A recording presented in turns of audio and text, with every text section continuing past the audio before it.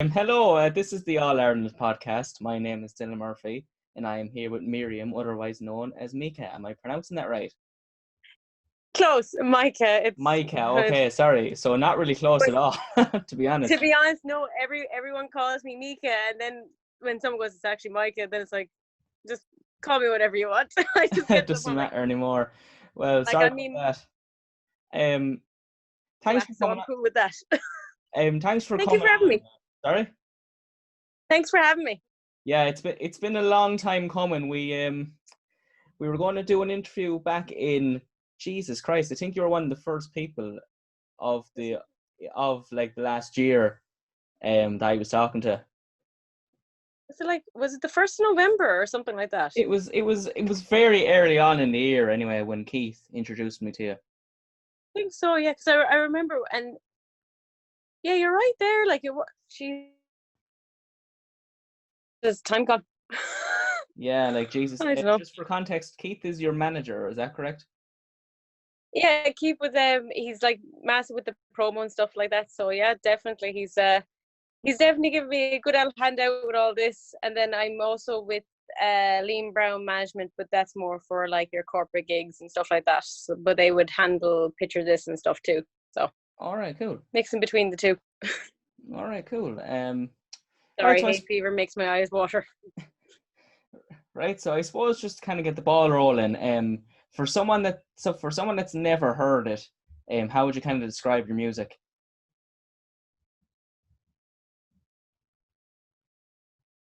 Oh. I would say it's synthy pop with a dance beat. Okay, well, fair enough. What's your kind of relationship with music? Like did you come from a musical family? Like how did you first start singing, and what's your whole relationship with music? It's kind of a long one. It's in the family because my mother's father, he would have been into music and played, and my granny, who's now 97, she's turning 98 in July. She sung as well. And then my dad's side of the family, my grandmother, she won awards and everything. So there was music in the family, but no one kind of pursued it. Yeah. And then when I was about 6, I got cast in the local school or local town production of like The Sound of Music. I was Gretel, and literally that was it. Like started like doing when I was a teenager, going into bands, musicals, all that kind of stuff. And then when I went to college, I studied a BA in English and geography, and I also was gigging in bands, writing songs for Eurovision entries, all that kind of jazz. And it kept going and kept going and kept going. And then I took a career break there completely from teaching, just to only do music full time, and it's pretty much what I'm at now. All right. Actually, I don't think we covered this. Where are you from, actually? Tipperary. Whereabouts? Holy Cross, between Thurles and Cashel. All right. Okay. All right. Nice. So the first single that you released, you did some stuff with like Leo Dynamic1. I think that was the first thing that came out before your own single was Baby Baby. Is that right? Yeah, that was like, he just had this idea, and we'd worked together like years ago Okay. on a hot press competition, and then he reached out again, and I had just come out of a girl band at the time, and he asked me would I be interested in the track, and just basically started working together. And now literally we've done how many songs, like even just doing like top line vocals for somebody for like a pitch and stuff like that. We work on all that kind of stuff together as well. All right. So it's kind of handy. And then while this situation is happening, I'm working on like new stuff as well that would be kind of it'd be similar kind of that synthy pop idea, but it may be a little bit more alternative, a bit darker. Yeah. So always kept writing. I mix between genres because I'm really influenced by different genres. Like I've listened to everything, like from like heavy metal to country to like pop rock. Like, I mean, I'm all over the place. And were songs kind of with your music, have songs been written kind of in the past and only later on been recorded in studio, or do you kind of make it up as you go along? Forgive me if that's a poor explanation Um, now, but I think. it's a bit mixed. Like for me, so for example, with Leo, he'd have an idea for a melody or something, and he'd be like, come into studio, and I'd go into studio with him, and then we'd start like writing lyrics, or he'd have an idea thematically, or for even for my own, just when I'm writing myself, I just get an idea and I just start writing it down, and then it would go to production. But very much so, when you get to the production stage, you want to make sure that like you know exactly what you're going to be like. Obviously things will change when you're in studio, but you want to have a good firm idea of what you're doing. You know, you're in studio, it's time, you got to make sure that you're using it wisely. So fleshing out a song, making sure you understand what you're trying to do with it is really important. Very, very much so. But again, you do get ideas on the fly, like I won't lie. And do you think that your music changes a lot from initially like been written to been released, or do you think it doesn't change that much? It kind of, that really kind of depends on the song. Yeah. Because like I'll give you an example. I work with Fergal Canterbury as well. Like he's an amazing guitarist, and for example, like I'd have an idea for a song, and I'd think, okay, this sounds kind of poppy, and he'd be like, I'm getting a blues vibe off this. So everyone's ear is kind of slightly different, if you get me. Yeah. So, and sometimes when you're in production, those influences will come in. Like, I mean, when I look at how we did Hello, with Leo, like Leo would like basically be my music big brother. If right. That makes Okay. sense. Someone to like look up to, kind of thing. He's pretty much, and has your back. Like he's come to some of my gigs. I mean, like he has my back. Like there's been situations where literally I know well that if like it's like he's a massive fella, like he's 6 foot something, ex like All Ireland champion boxer. Do you know what I mean? Like we were doing kind of like promo stuff before, and I remember a guy got a little kind of intense with me, and he was kind of standing there almost like a bouncer. So like I trust him, like when I'm with him, like I trust him kind of like to deal with situations like that way. But not that I couldn't handle it myself, but it was just, he is literally like my production. I'm not even kidding when I say that. So what would handle, like on Hello, basically him and Haddle had this idea for a track, and Leo, me and him were thinking of another song, and he just said, look, take a listen, what do you think of it? And I was like, and it was the beat and stuff, and I was like, damn, that's catchy. And he was just like, so what would you think of working on it? And I was like, okay, cool. So literally that's how it came about. Like they had an idea, I came in and started writing lyrics and stuff. So it's kind of like we just mix together. And I think, and we all put our stamp on it, like the song did change. I think because it became 3 people's vision, not just one person's vision. But I think the general aesthetic of it was still what they wanted, if you get my drift. Who would you and Leo kind of look to for inspiration? Is there any particular bands or artists that kind of stick out in your mind? Oh God, so I know Leo is massively like into the likes of like Stevie Aoki, like Avicii, God rest him, like Calvin Harris, like he's signed to the same label as Calvin Harris, like for me, and for what like I would do, like even like some of the other stuff that hasn't come out yet, I'd be massively influenced by the likes of like Halsey, Lorraine. She won the Eurovision a few years ago. She's like amazing, like sweet mother of God. Like that woman can sing anything. It's crazy. Like just, I think if I met her, I'd probably like collapse. I just think she's amazing. And also in America called Paris, PVRIS, and they're kind of alt rock, and they're just epic. Like how more people don't know about them, I don't know. And then I suppose in 1975, so I'm quite mixed. They would be kind of my 4 main influences musically, and what I would look up to and try to emulate. Okay. So just to kind of use like I suppose we can call White Lies your first single. Would you agree with that? Yeah, I'd say so, yeah. So I suppose what was the process like did working with Leo really help with that? And what was the whole process like behind releasing that as like a first single, we'll call it?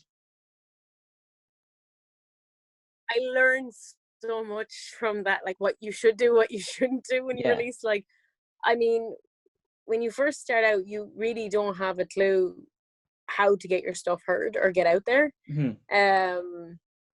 So honestly, that was a massive learning curve. Like, I mean, the process of it was like, we looked at the track emotionally, like when we were listening to it, like you could hear like an idea of a story for a video. So organizing a music video, basically I ended up doing like production on it, like end up coming in as a producer. And that was like another thing I completely learned. Like, if you're going to be an independent artist, you're going to have to know nearly every facet you can possibly know and what you're going to do. And it taught me so much. Like, I mean, I remember I wrote my mom into helping me to like make sandwiches and food for all the cast and stuff like that. So, and everyone on crew, and then getting locations and all that kind of stuff. And then even like when you're reaching out to radio stations, when you're reaching out to people like yourself, it's even like finding people. And then when you find someone that's like, oh no, sorry, I don't work there anymore, I'm over here. And it's like, okay, so it's all so new at the start. And I have to say, like, Keith has been unbelievable in supporting me with this. I mean, he came on board for forever, and it's really like me and him, like, God, we weren't expecting this to get picked up like it did, and now with Hello it's the same thing, and we're both like, but he knows people. He's like spent so long building those relationships, and he's taught me so much about that I didn't know before. And even with contacts I have made over the years, it's like you build a rapport, because your first track, unless you've got a massive machine behind you, it's very, very hard, because you're feeling your way. With each track, I'm kind of getting understanding, and like, for example, I would trust Keith wholeheartedly. Like, I like, here's access to everything. You tell me what you want to do with it. Like, literally, this is like, go do what you know. Like, and then you learn who you can trust and who you can't. Even for advice, like Leo would have been through this as well, and he'd give me advice of who I should go to, who I shouldn't. It's just, making the music is hard, and it's difficult at times, but it's getting it heard is nearly harder altogether. You know, you're kind of putting on a lot of different hats, if that makes sense. You've got to like yeah, that's it. Like you learn so much, but it's even just building those relationships with people. Like even Alan Cora, who does RT Entertainment, like, now, because of the previous track, because I kind of have built a bit of a relationship with him, he's like, yeah, fire on the stuff, cool, do you know? Yeah. Like 3 years ago, I didn't think that was going to happen, you know, that kind of a way. But, you know, slow and steady. And I think because, like, a few people were saying, you kind of, I suppose, you just, like, everyone's just trying to do the, even other artists, like friends of mine, like, you support each other, and if you know something, you let them know, because it's hard enough as it stands. Like, so try at least to be helpful. Don't try and stand in somebody's way. Like, and I've seen that happen actually at different points, not with me directly, but with other people. And it's just like, it's hard enough. Like, just try and help each other. Don't try and hinder each other. So it's about who you know at the end of the day.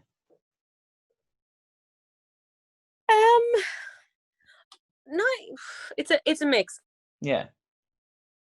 Really and truly, if you have a good song, it will get heard. But I do think you have to be willing to put in the grunt work to get it heard. Like, no one's gonna, like, now it happens rarely, but and I know it does happen. Like, magically, someone's gonna come across and find your song, you know, and you're gonna like, oh my God, that's it, you know, and that's. But I think the majority of people, especially like you have to graft at it. You have got to push, and you've got to put in the time. You've got to put out the content, you know, get people engaged, get people interested in what you're doing. Like, you don't build up fans and you don't build up supporters without doing that. And I think it really comes down to like an awful lot of work ethic as well. But then, you know, if you have a big machine behind you, it's a different ballgame. But again, you're not completely autonomous in what you decide and what you don't decide to do. Sometimes you're beholden to somebody else. At least when you're independent, oh, I don't really feel that that's my thing. You can say that and move out. It's not like someone's going to go, you have to. Yeah. It's kind of catch-22, really, you know? Yeah, so like, you know, having other people and getting help from other people, it's not, like, maybe it's not the whole picture, but it's definitely a factor. Yeah, that's it. And I think if you genuinely love what you do, like, how to explain it's like a friend of mine actually said this to me a year ago when I told her I was just like, that's it, I'm just going to do the music full time. She actually said, look, I enjoy my job and I'm successful. Passion. I don't feel what you feel when I'm doing something. Yeah. And when she said it to me, I was like, God, she was like, I would love to know what that's like to be that passionate about something that I'm doing. Like, I was like, I even said to her, would you maybe go to a life coach and figure out what you're really passionate about? Like, when I sing, when I'm up on stage, when I perform, I feel I'm most myself in those situations and I'm most content. Like, I could be having the crappiest day ever, but when I'm good. Like, some people meditate, I Yeah. sing. And that makes me so happy. Like, even writing a song, you kind of go through things and it's a way of dealing with it. It's very therapeutic. And then when you hear your song and you create and you see the end thing, you're like, that's my baby. Like, that's my song. Like, there's a certain fulfillment, even if no one ever sees it for the light of day. There is something really, I suppose, fulfilling about the process. Yeah, like it's about the journey, like it's about the journey more so than the destination. It might sound cliche, but is that something you'd agree with? It's true. Oh, Yeah, so massively. When it comes to music, you do because you love it, yeah, genuinely. yeah. So I suppose the new single Hello, what's the kind of story behind it? Is there really a story behind it, or the process of recording it? Suppose just tell us all about it, basically. So, so when you hear the song, it's like, it sounds real kind of happy, you know, Yeah. like, oh yeah, it's all fine. And the beat sounds happy, but the lyrics are kind of the opposite. It's a bit like when you're really, really into somebody and you're mad about them, but they kind of just leave you hanging all the time. Okay. And you'll kind of take what you can get a little bit. You're like, I'm mad about them. Okay, I'll take what I can get. But you kind of know the whole relationship, the whole kind of sitting there like an idiot, but you kind of can't help it because you're just too far in, Yeah, I get it. you know? Do you know, like, it's that thing of, you know, when someone ghosts somebody and you're like, why did he ghost me? And then all of a sudden they messaged me, you know? Mm. And you're like, you know, in your head, okay, do not fall for it. And you're like, damn it, I'm texting, you know?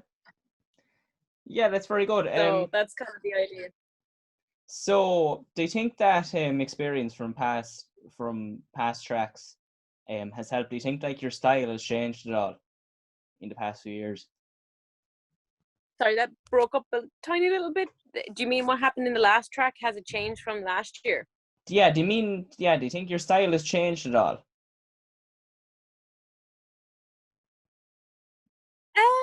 I think so. I think it's kind of it's quite commercial, but I think it's a little bit darker, and it's probably going to go a little bit more that way, I would say. Okay. I think the general thing is that if you're not someone for the lyrics, you're going to find something in the beat, and if you're someone who's like me and you read into the lyrics, then you're going to find your part. I think it kind of gives a little bit to everybody.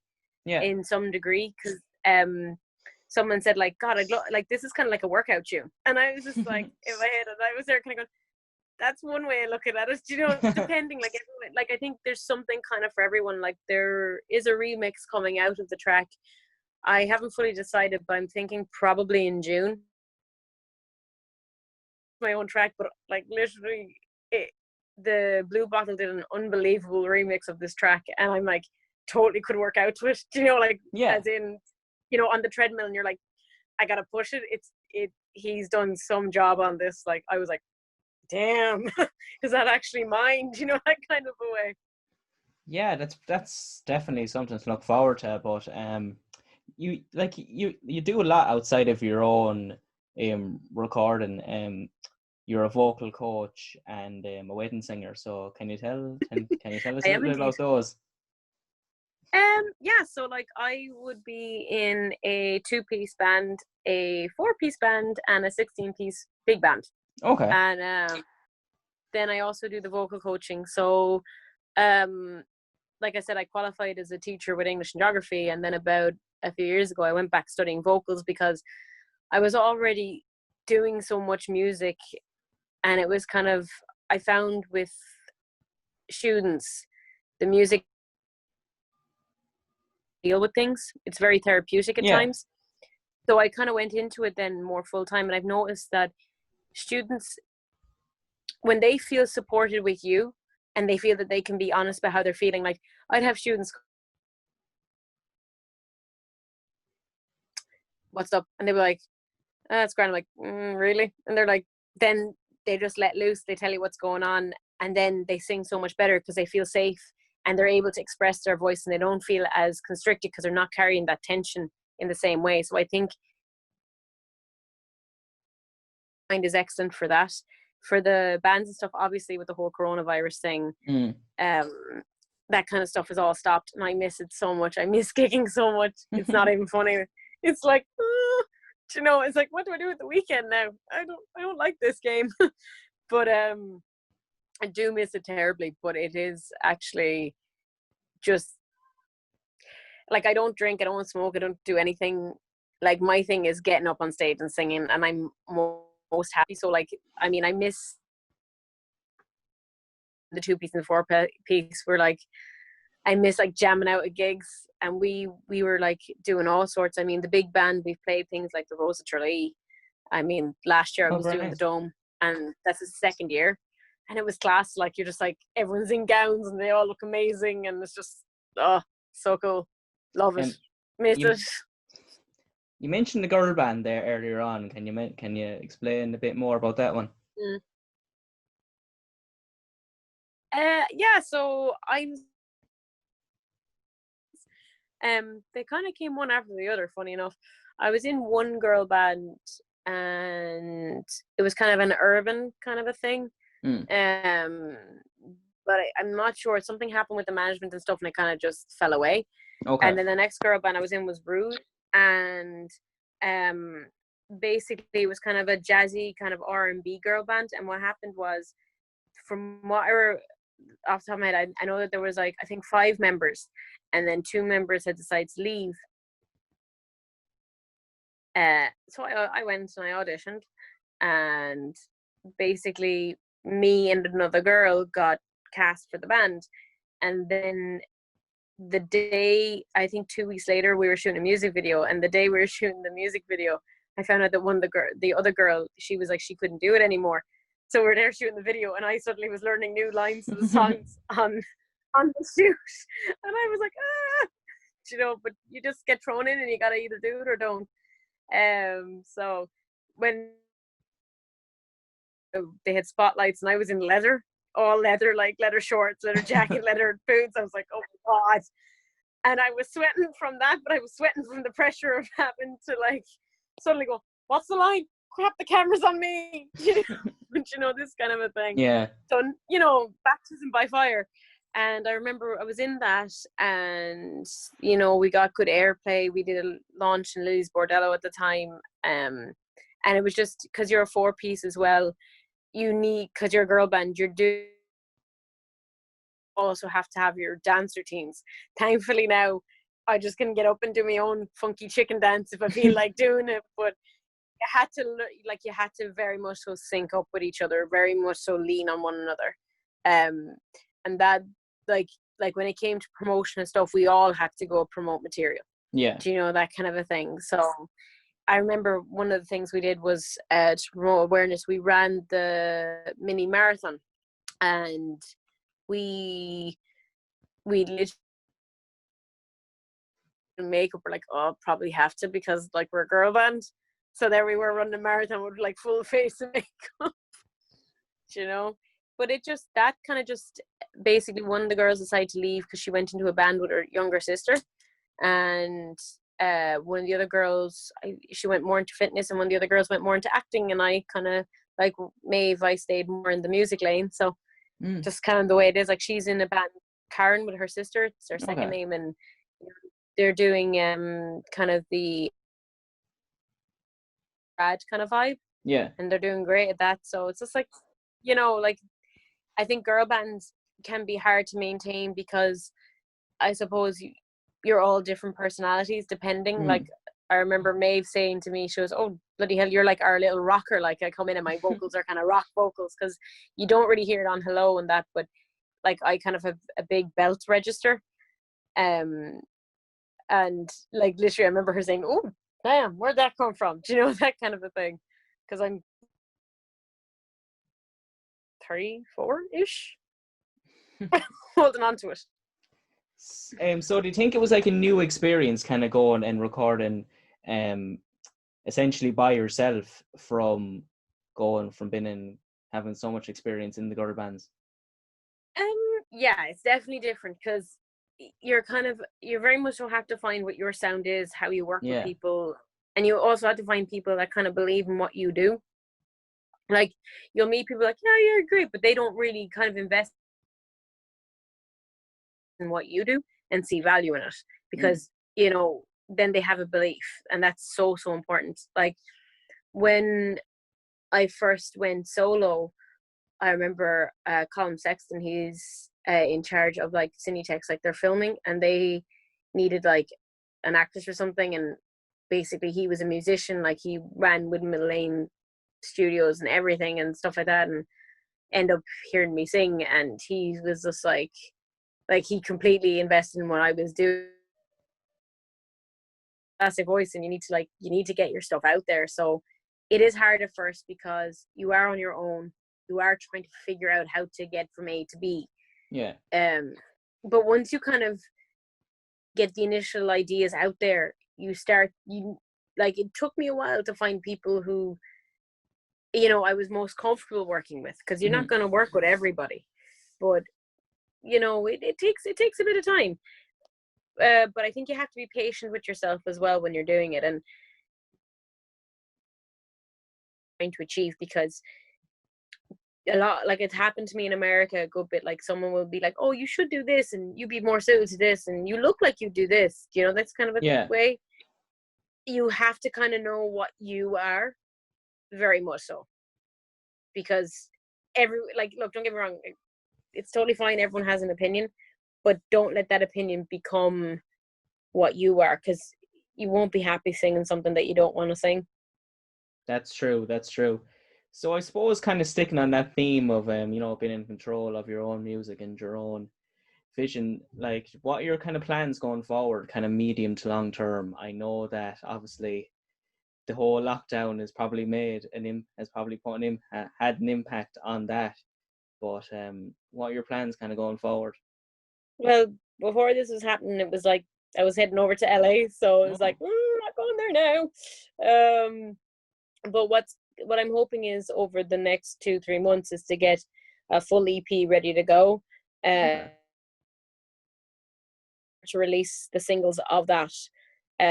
Shooting a music video, we'll have to shoot 2 music videos as well, and they need to be got off the ground, promo, and the whole idea will be to hopefully get the other singles out and possibly do, you know, some like showcases and some little shows around the country and stuff like that, and maybe bring it further abroad. Like, I was hoping to, you know, do a few gigs in Portugal and Spain, and some in America and LA and stuff like that, and that would kind of be stepped, would be to head over there and try and get the music out there as well. Okay, so ambitious, definitely. But I like gigging, So Yeah, I can't really so do it at the moment. And maybe if we can do like small little intimate gigs, I can still get back to it. yeah, it's something, definitely. Um, Gotta miss it. right, well, we're just about out of time. Just before we finish off, if people want to hear more, where should they look?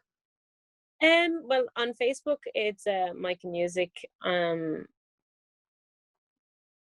One, Micah was gone. Okay. Twitter, I'm up there as well, and my official page is Micah.